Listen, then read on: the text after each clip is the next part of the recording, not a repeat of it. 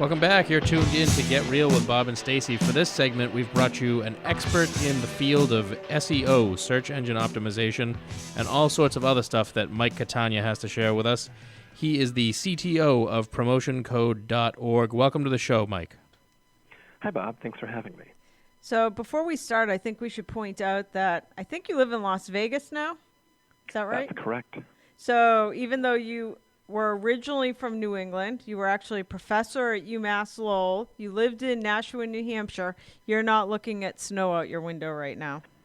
I am not. I am looking at 81 degrees of beautiful sunshine. Nice. Ironically, we had pretty close to that 4 days ago, but today we have snow. Oh, that sounds about as I remember it. Yes. Doesn't sound like you miss it, though. Not really. So I'm curious, while we were on our break, I was checking out promotioncode.org, which is the company that you started. First of all, how did you start that? It was kind of an outcropping of a couple different things. When I was finishing grad school, like most grad students, I had no money, and I was a meticulous coupon cutter. Mm-hmm. And it was great to have paper coupons, but everything I found online was just unacceptable. They were either expired deals or they were completely made up. Mm-hmm. And at the time, I had been teaching a music technology class, and part of teaching that class was teaching basic web design. So I thought, well, why don't I just start my own little one, and maybe I can share what I find just here in Tallahassee. Mm-hmm. So I started doing that, and within 2 years it had blown up, and we were getting hundreds of thousands of unique visitors a month. Wow. Hundreds of thousands? Yep. This was a time before there was Retail Me Not. Right. This was a time before Coupon Cabin. We were not the first coupon site, but we were one of the first ones, and certainly one that had what people wanted, which were working codes. I can see why. I'm sure I've been on your site before, because anytime I'm buying something online, I will Google to see if there's a coupon code for it. You are not alone. You are in excellent company, and it doesn't hurt my feelings at all that no one remembers the name promotioncode.org, because with so much traffic, I feel like everyone at one time or other who shopped online has come across it. Yes. And then I was on the site a few minutes ago, and there's like literally millions of coupons, and you can search. So, for example, this is going to surprise you, Bob. I put in the word shoes. Oh, I'm shocked. Now I'm shocked. And I found like all these coupons. I need to go shoe shopping now because of all these coupons I just found. So the coupon codes actually make you want to shop more rather than saving you money. Yes. So. They do. And the coupons do two things. They entice people who might not be ready to shop, or if you already have the shoes in your cart and you're ready to check out, and you see, I enter Zappos promotion code. Well, I'll just do a quick Google for that and see what I can find. And then Zappos doesn't offer them, so that was a terrible example to use. But most stores do. But how do you make sure? How do you make sure that they're up to date? Because I have gone on and I've Googled coupon codes before, and the code is no good. So how do you make sure that yours are up to date? We manually and painstakingly check them. Wow. Ooh, wow. We do not have nearly as many codes as a Coupon Cabin or a Retail Me Not. Yeah. But our codes work. So it's kind of a trade-off. We are absolutely sacrificing quantity for the sake of quality. Interesting. Which, if it was me, I would prefer. I don't want to go sort through a Yeah. bunch of codes that don't work. Right. Right, and it gets your hopes up when you're on a different site and it says, save 30% site-wide. Like you immediately get excited that that's going to work. Yes. And then you're even more disappointed. It ruins your experience both with the coupon site and whatever store you're trying to buy something from. So this is kind of cool because basically anybody that's listening to the show today, let's just say that you're a retailer or you have an online store of some sort, you can go on to promotioncode.org and get a free promotion code so that basically people that show up on your site, because you're getting millions of people that are coming there for all different codes, that somebody, let's say I start a new company, people might fall upon me just by coming to your website. That's exactly right. Our people come to the site. Let's say you own a jewelry company. Yeah. Mm-hmm. You can list your store for free. You can list your active coupons for it, and you manage those. Okay. If someone is just looking for jewelry on the site, a user can easily get to your page and then have access to your valid codes with minimal interference from us. Wow, that's cool. So is it all sale of goods, or do service providers use it too? Service providers absolutely use it. We have we have hundreds and hundreds of codes for merchants like Uber and Lyft, Really? Wow. which you wouldn't even think have promotion codes, but they absolutely do, and people list them happily on the site. Wow. And what kind of promotions do they offer?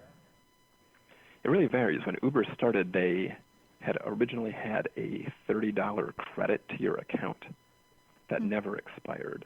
Wow. How So, awesome is that? If you referred someone with your promotion code, you could accrue hundreds, if not thousands of dollars of free credits. And Wow. for all intents and purposes, ride Uber for free until they ran out. But as That's- they've gotten bigger and bigger, they've reduced that to now a single $15 credit that expires after a month. But nonetheless, it's still a quick way to get your name out there. Absolutely. Huh, who would have thought of that? I'm going to go on and check it out. All kinds of stuff on there. And if I was a small business, I would absolutely be putting a coupon code on there just to see if I could generate traffic. So that's pretty cool. So, Right, there's really no liability for a small business. right. You put it up there. If it gets you some free traffic, great. And if it doesn't, the completion process is about 5 minutes. Nice. So it doesn't take that long to get your codes up there. Okay. Nice. So your business you've built your business through building a powerful online presence. First of all, do you have any words of advice for any business owner that wants to build an online presence? If you're trying to build your online presence, there's not a single company that can't improve the functionality of its website. Another thing that they can't do enough of is improve your position in the rankings. A lot of sites look exactly the same and they display the exact same information. So if you're trying to differentiate yourself, you need to be creating your own content that is appealing to your visitors and that they're going to want to share with people in their world. And the other part of that is having a mobile-optimized website. Right. In January of 2015, the Pittsburgh Gazette said only 50% of small businesses even had a website. But even now, having a website isn't enough. It needs absolutely to be optimized for mobile, and it needs to be one that's going to display all of your data in a reasonable way. If you've ever tried, if you've been on a website that isn't mobile optimized, and you Yes. have to pinch Yeah. things really big and drag them, you can't read what they say. Yes. You'll quickly realize how annoying that is. Yes. And it's annoying to the search engines too, and as a result, they're dropping sites Wow. down in the rankings that don't perform well for mobile. Wow, that's interesting. Who knew? How is it that 50% of businesses have no website? Like, you can get a website for free, can't you? Pretty much. You can. That's nuts. I think a lot of it is businesses saying, well, this just isn't our demographic. People don't necessarily, I don't sell anything. I have an auto parts or I have an auto body shop. Right. I don't sell anything online. My customers know where I am. They physically will drive to my store. But when you don't have a website, it gives all of these other review outlets an opportunity to make commentary on your site where you don't have any sort of say Right. in what goes on, where even just a minimal website that's going to show where are you located, what are your hours, what is an encapsulation of what you do, really will make a huge That's difference. interesting. So if you don't have a website, Yelp's going to make one for you, and you might not like it. That is it Basically. exactly. Wow. That's interesting. So what are your thoughts on social media? Do you use social media to build promotion code? We do. We don't have a huge following on social media. Our combined reach between all of the outlets is under 100,000, which sounds like a lot, but if you think of how many people are in the United States that are using this site, Yep. it's not gigantic. But I think a lot of times social media is touted as this cure-all for what ails your business. But Right. that's not necessarily the case. What we found for social media is we want to use it to establish ourselves as a leader in our industry. We're not going to make sales on it. We're not going to necessarily stay connected with all of our customers on it. But what we can do with it is make people know that we are the authority in this field. And that's something everyone can do, because you're not necessarily posting your own content, but you are posting authoritative articles to it. You are posting interesting movies. Right. You are posting things that are really going to separate yourself as saying, this is my area. Anyone can claim to be an expert online, but here is the actual documentation for it. That's interesting. So I write a lot of content, and I feel like because I write so much content through blogging, I write for LinkedIn and Huffington Post and some other magazines, that I feel like that even increases the level of expert that you're seen as. So I definitely hear what you're saying as far as the social media piece. At least have your Facebook business page where you're constantly posting stuff so that you're an expert in your field. But also, I think if you mix in your own content that you're writing, it kind of up-levels your status as an expert. You could not be more right. And along that same line, I think it's important to really focus on just a couple areas of social media. I mean, between Facebook, LinkedIn, Yes. Twitter, YouTube, Vimeo, Vine. Oh, God, you can yes. you can go down endless worm rabbit holes trying Yes. to chase down what's the perfect medium. Yes. So I think what you're doing is being a Class A blogger is more important than someone else having a couple intermittent posts across all Yes. social media. I mean, you've established yourself as an unequivocal expert as a blogger.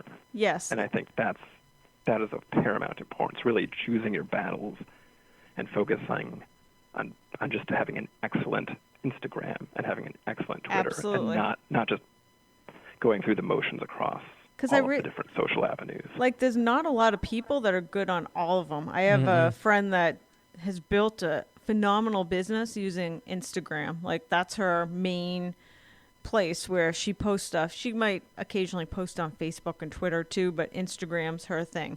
I say for my stuff, I get the most traction, believe it or not, on LinkedIn, just posting blogs on LinkedIn where I'll get thousands and thousands of views and hundreds of shares. So I don't spend a lot of time on some of the other stuff, because I know that for the amount of time I have, that I'm going to get the biggest bang for my buck on a LinkedIn blog. Right, and that's exactly the way to do it. I mean, the nice thing about social media is that it caters to a lot of different strengths. If you are not a terribly articulate writer, then maybe going down the daily blogging path isn't for you. Right. But maybe creating the 6-second Vine videos is, Right. or vice versa. I mean, that's probably one of the greatest advantages of social media is there's an avenue for everyone's tailored skill set. Interesting. So we have about 3 minutes left. Let's talk about how you've built your dream, because I know basically you created this business out of scratch. Any words of advice you have for other entrepreneurs, maybe students getting out of college, or somebody that's stuck in a job that they just don't love and they have a big dream they want to pursue? Find a mentor. Find a mentor, find a mentor, find a mentor. I mean, there is simply no substitution for having a sounding board from someone who knows more than you, Right. where you can respect his or her opinion. I mean, that is, Yes. there's just nothing else that can compete with that. Right. That's interesting. Who is your mentor? My mentor is now my business partner. Interesting. He was an attorney. We have completely different skill sets, but he is a brilliant and just incredibly industrious person. Wow. And I wake up every day, and this has been going on 10 years, just feeling incredibly lucky that this is the situation.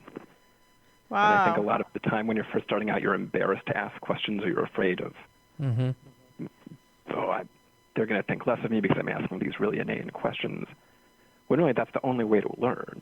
And Right. certainly you can't begrudge someone for doing the only thing that they could possibly do to make themselves better. Right. Wow, that's interesting. And I'll just throw in, as far as mentorships go, I think another piece is always be trying to learn. Like throughout every single day, I find opportunities to learn something that I can take into my business. And it could be like I'm standing in line at Dunkin' Donuts and something happens in line where I learn a lesson that I say, wow, I could apply this to my business. So look for opportunities to learn all day long, read books, because reading to me is like having a mentor. Like I've been mentored by Steve Jobs because I know exactly how he ran his business, how he dealt with things. So there's mentors literally all around us. Excellent advice. Amen. So, Mike, I want to thank you for joining us on the show. That was great information you shared with us. And Thanks a lot. I appreciate you having me. You're very welcome. And that's going to do it for this edition of Get Real with Bob and Stacey. Make sure you tune in again next weekend for more.